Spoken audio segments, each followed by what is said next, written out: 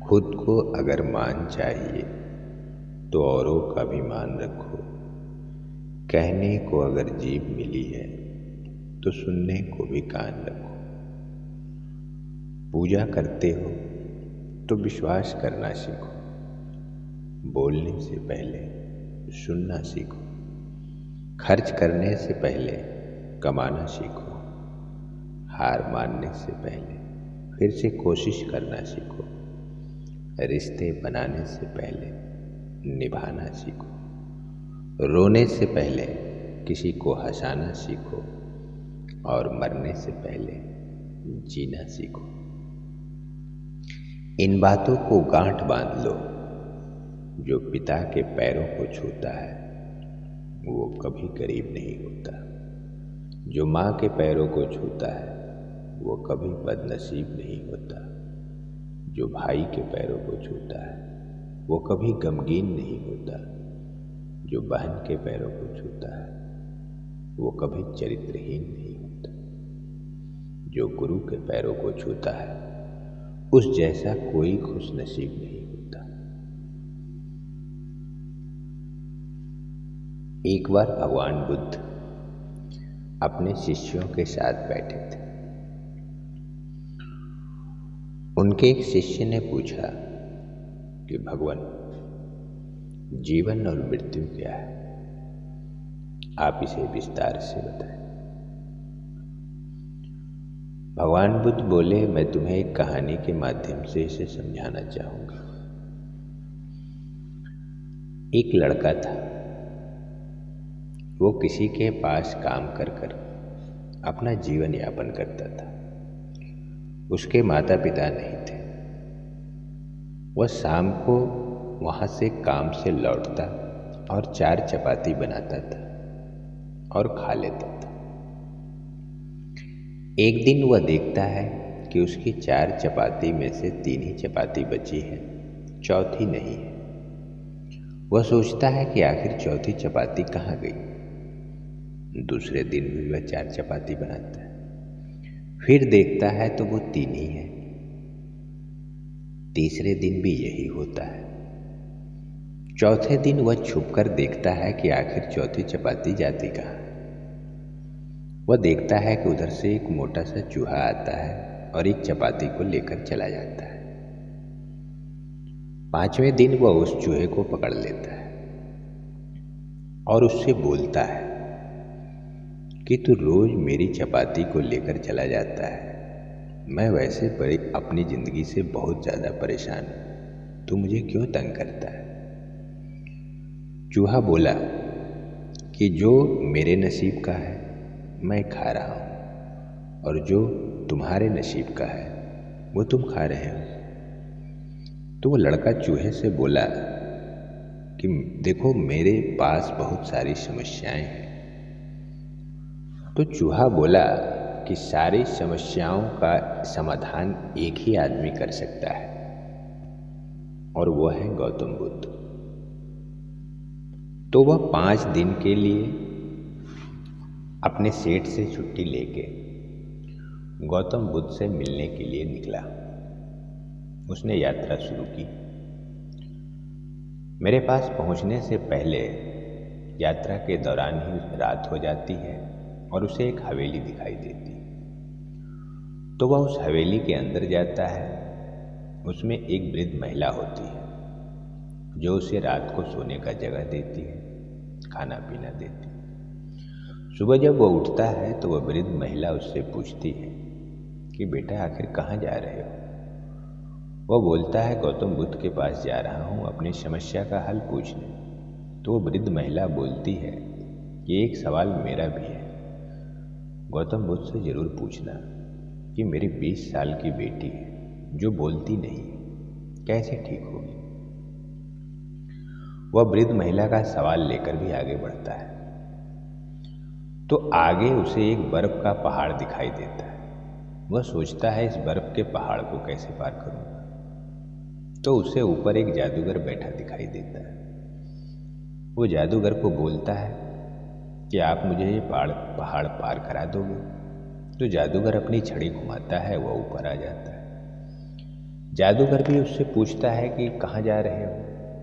तो वो बोलता है बुद्ध के पास जा रहा हूँ, मेरी कुछ समस्या है, उसका हल पूछने जा रहा हूँ। तो जादूगर बोलता है कि मेरी भी एक समस्या है, तुम इसे भी पूछ के आना। बुद्ध से पूछना कि मैं पिछले 1000 सालों से यही तपस्या कर रहा हूँ, मुझे स्वर्ग कब मिलेगा? बोला ठीक है, मैं पूछ लूँगा। और फिर आगे बढ़ता है। एक बहुत बड़ी नदी आती है, तो वह सोचता है कि मैं नदी कैसे पार करूँगा। तो उसे एक बहुत बड़ा कछुआ दिखाई देता है। वह कछुए से बोलता है कि कछुआ भाई, मुझे नदी पार करा दो।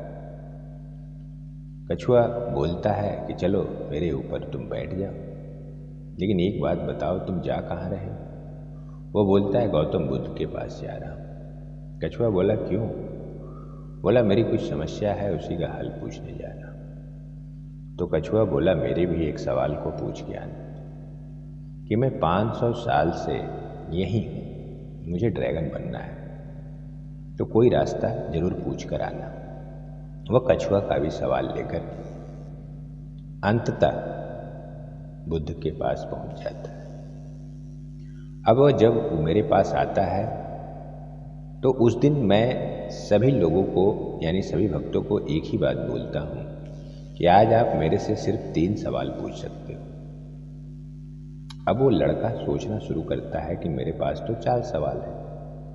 अगर 500 साल वाले कछुए का सवाल नहीं पूछा तो उसे तकलीफ होगी, अगर जादूगर का सवाल नहीं पूछा तो उसे तकलीफ होगी, और 20 साल से उस वृद्ध महिला की लड़की बोली नहीं है, अगर उसका सवाल नहीं पूछा तो उसे तो सबसे ज़्यादा तकलीफ होगी।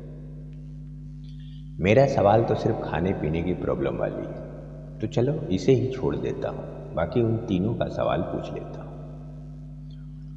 तो उसने गौतम बुद्ध से वो 3 सवाल पूछे।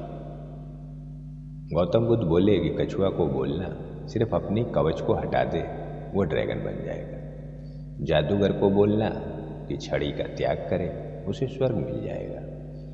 और वृद्ध महिला से ये कहना कि उस लड़की की शादी करा दे। वो बोलनी शुरू कर दी। वो वापस लौटा और कछुआ को बोला कि तुम अपनी कवच हटा दो, तुम ड्रैगन बन जाओगे। जैसे ही कछुए ने कवच हटाया, बहुत सारे मोती वहां से निकले। कछुआ बोला कि ये सारे मोती मैं तुम्हें गिफ्ट करता हूं, और वह अमीर आदमी बन जाता है। दूसरे दिन वह जादूगर के पास पहुंचता है और बोलता है कि आप अपनी छड़ी का त्याग कर दें। जादूगर बोलता है कि चलो ये छड़ी तुम ले लो, मैं चला स्वर्ग में। तो पहले दिन उसे पैसा मिलता है और दूसरे दिन उसे पावर मिल जाता है। अब तीसरे दिन वह वृद्ध महिला के घर पहुंचता है, जाकर बोलता है कि जिस दिन आप अपनी लड़की की शादी करा दोगे, उस दिन से ही आपकी लड़की बोलने लगेगी। तो वृद्ध महिला बोलती है कि बेटा, तुमसे अच्छा कोई वर तो मिलने वाला है नहीं, तो एक काम करो, तुम ही मेरी बेटी को दुल्हन बना के ले जाओ। यानी उसके पास पैसा भी आ गया, पावर भी आ गया और प्यार भी मिल गया। यानी जिन समस्याओं के लिए वो मुझसे मिलना चाहता था, वो उसकी सारी समस्याएं खुद ब खुद हल हो गई। यानी कि अगर आप कभी भी एक दूसरे के भले के बारे में सोचते हैं तो आपकी जिंदगी की सारी समस्याएं बिल्कुल हल हो जाती हैं। सामान्य भाषा में किसी भी जीवात्मा अर्थात प्राणी के जीवन के अंत को मृत्यु कहते हैं।